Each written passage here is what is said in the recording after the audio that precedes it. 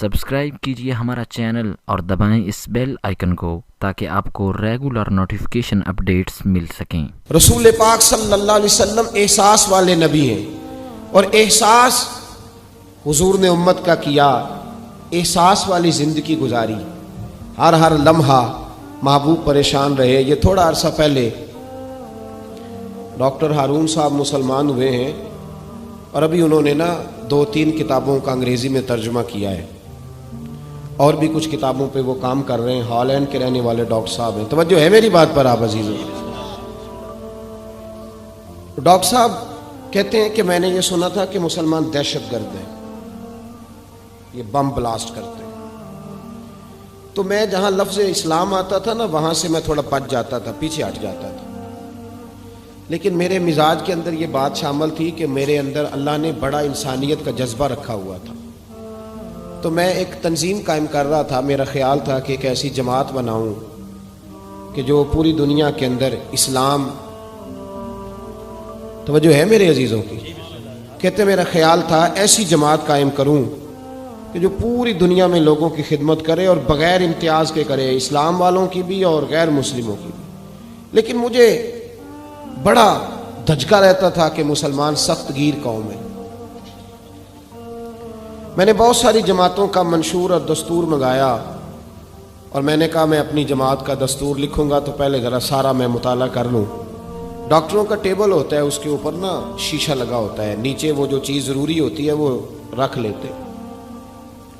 کہتے ایک مصر کے مولانا صاحب آئے ہوئے تھے ہالینڈ کے دورے پر، اچھی انگریزی جانتے تھے، تو کسی وجہ سے علیل ہو گئے۔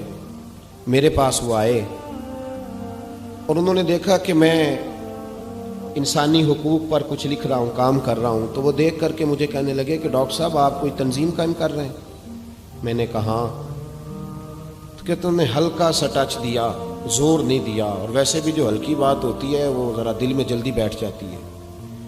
کہتے ہیں ہلکا سا ٹچ دیا، کہنے لگے اگر کبھی موقع ملے تو میرے نبی پاک کی بھی سیرت پڑھ کے دیکھیں، بس ہلکی سی بات، اور وہ جملہ چھوڑ گئے۔ اعلیٰ حضرت فاضل بریلوی علیہ رحمہ نے لکھا ہے ضروری نہیں کہ تم جو کہہ رہے ہو وہ منوا کے اٹھو، لیکن میسج ضرور چھوڑ دیا کرو۔ جب انسان کے ذہن میں بات ہوتی ہے یہاں سٹاک ہوتا ہے جب بات کا، تو جب وہ کام کرنے لگتا ہے تو ایک دفعہ وہ بات سامنے ضرور آتی ہے۔ کہہ دیا کرو۔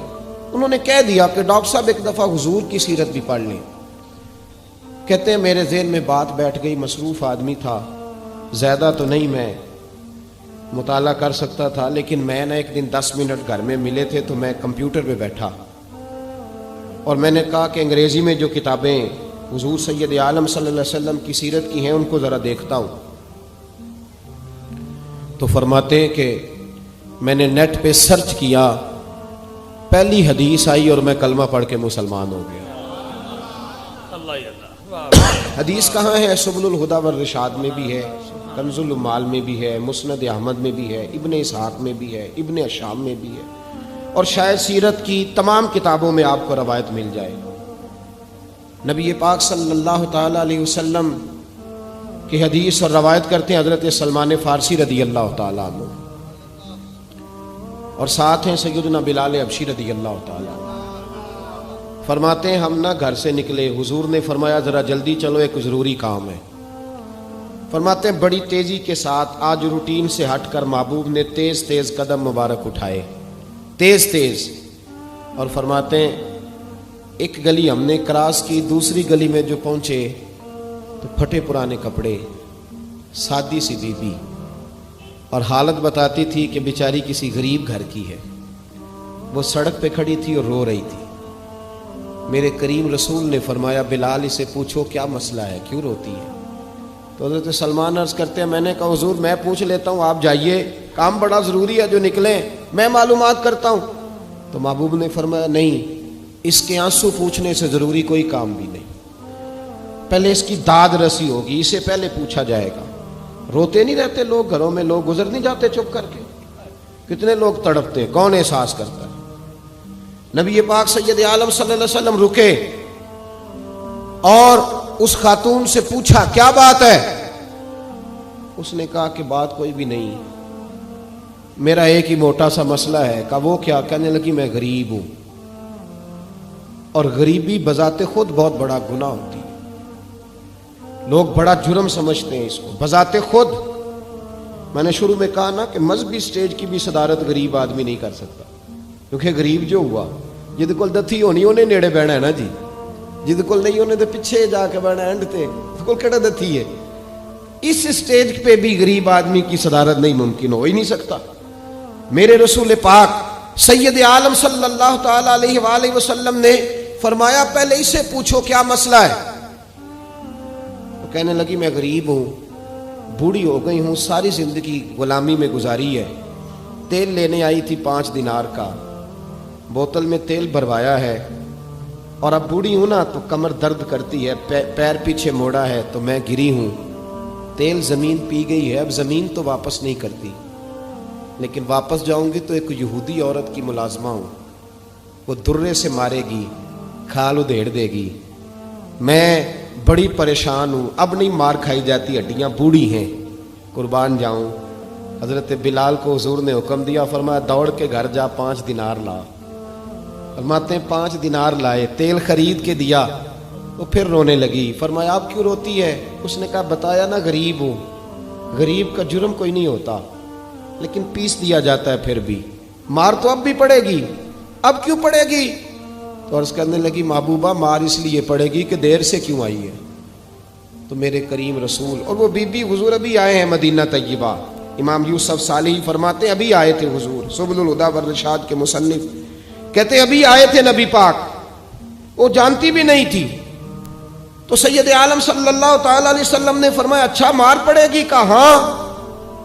او بھائی کونسلر جو کل آپ کو کہہ رہا تھا نا میں آپ کا خادم ہوں, کونسلر بے گناہ, بلکہ ہمارے ایس ایچ او صاحب اگر چودھری پہ پرچہ آ جائے تو اس کو ٹیلی فون کر کے پوچھتے ہیں صاحب جی تہاڈے خلاف درخواست آئی ہے, ادا کی کرنا ہے. تو غریب آدمی بیچارہ, اس کی غلطی یہ تھی کہ وہ غریب تھا تو اس نے ریڑھی لگا لی چوک میں, اس کو دبوچ کے لے گئے, تینوں پتہ نہیں اتنے نہیں کھلوئی دا. تو اس کے پاس کل انویسٹمنٹ ہی 5000 تھی, سارا لے گئے. پھر وہ کونسلر صاحب کے پاس چلا گیا, سر میرے نال چلے آجے ذرا میں تھانے جانا ہے. انہوں نے کہا گڈی کرائی آ, پیسے ہے نہیں ایویں تھانے جائیدا ہے. اب وہ گاڑی لایا ہے, پتہ نہیں کہاں سے لایا ہے, تھانے پہنچا ہے. اور یہ ہے ہمارا حال کہ وہ ایس ایچ او بھی بیٹھا ہے کرسی پہ اور کونسلر بھی کرسی پہ بیٹھا اور وہ غریب پیروں میں بیٹھا ہے اور ہاتھ باندھ کے کہہ رہا میری ریڑھی دے چھڈو, میریاں 4 دھیاں نے تو میں شامی کھانا کھڑنا ہے. کدھر گیا امت کا وہ ذوق؟ ساری زندگی نعتیں سننے والوں بتاؤ تو صحیح نعت نے تاثیر کیا دی ہے روح کو؟ اگر ابھی بھی گھاڑی غریب کے پاس کھڑی نہیں ہوتی تو پھر کیا اثر ہوا ساری زندگی نعت سننے کا؟ میرے مصطفیٰ کریم سید عالم صلی اللہ تعالی علیہ وسلم نے فرمایا اس خاتون سے یہاں کونسلر ساتھ نہیں جاتا, کہتا ہے کر دیا ٹیلی فون, سویرے 9 بجے پہنچ جانا. پر کائنات کی سب سے معزز شخصیت حضرت سیدنا بلال حبشی رضی اللہ تعالیٰ عنہ فرماتے ہیں میرے نبی پاک نے فرمایا بی بی چل میں تیرے ساتھ چلتا ہوں. گویا اللہ کی ساری رحمتیں اس کے ساتھ ساتھ چلنے لگی. اور آگے آگے نہیں, ساری کتابیں پڑھ لو, وہ پھٹے پرانے کپڑوں والی بی بی آگے آگے اور اللہ کے کریم رسول پیچھے پیچھے. ساری گلیاں اس نے پھرائی, مدینے کی صحرا آ گیا. ایک دروازے پہ دستک دی, سے مالکن آئی. وہ بی بی بعد میں کہتی ہے میں بھی بڑی ڈاڈی تھی, طاقت ہی نہیں تھی میرے سامنے کو کھڑا ہو سکے, لیکن جب میں باہر نکلی تو میں نے نور کے حالے میں لپٹی ہوئی ایک عظیم ہستی کو دیکھا. فرماتے محبوب کے گورے چٹے رنگ کے اوپر کالی زلفیں اور محبوب پاک کی مقدس آنکھیں جب تک بات کرتے رہے نظریں زمین پہ جھکی رہیں. شرم و حیا والے رسول نے بڑے میٹھے, بڑے دھیمے, بڑے خوبصورت لہجے میں کہا. بریلی کے امام فرماتے ہیں نیچی نظروں کی شرم و حیا پہ درود. بڑے دھیمے لہجے میں فرمایا تیری نوکرانی ہے تیری. عورت کہتی ہے میں تو حضور کے جلووں میں محو ہو گئی کہ سادگی میں اتنا حسن میں نے دیکھا ہی نہیں, تیری نوکرانی ہے. کہا تو میرے محبوب نے فرمایا بیچاری کی غلطی کوئی نہیں, اسے مارنا نا, اس سے تیل گر گیا تھا, نیا خریدتے دیر ہو گئی, رو رہی تھی تو میں سفارش کرنے آیا ہوں.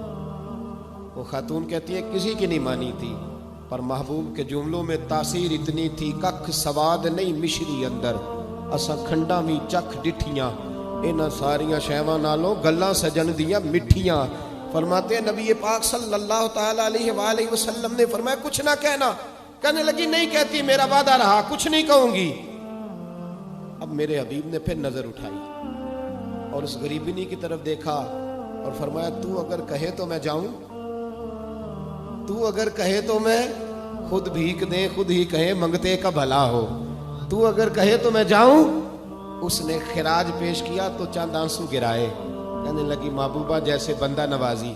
हुजूर ने रुख फेरा तो हजरत बिलाल कहते मैं पीछे रह गया। मैं पीछे रह गया तो वो दोनों बीबियां दौड़ के मेरे पास आई। कहने लगी बता तो सही है कौन, ये बता तो सही कौन थे। तो हजरत बिलाल कहने लगी तुम नहीं जानते। जनाब बिलाल फरमाने लगे यही तो है जिन्हें अल्लाह ने सच्चा रसूल बना के भेजा है। बीबियां दौड़ के आई। कहने लगी महबूबा दरवाजे तक आए हो तो खाली तो ना लौटाओ, मेहरबानी फरमाओ हमें भी कलमा पढ़ा दो। डॉक्टर हारून कहते हैं वो बीबियां वहां कलमा पढ़ रही थी और मैं हदीस पढ़ के कलमा पढ़ रहा था। भाई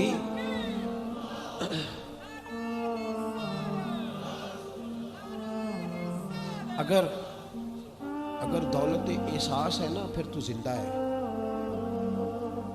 जो जिंदा होता है उसमें लचक होती है, जो मर जाता है वो अकड़ जाता है।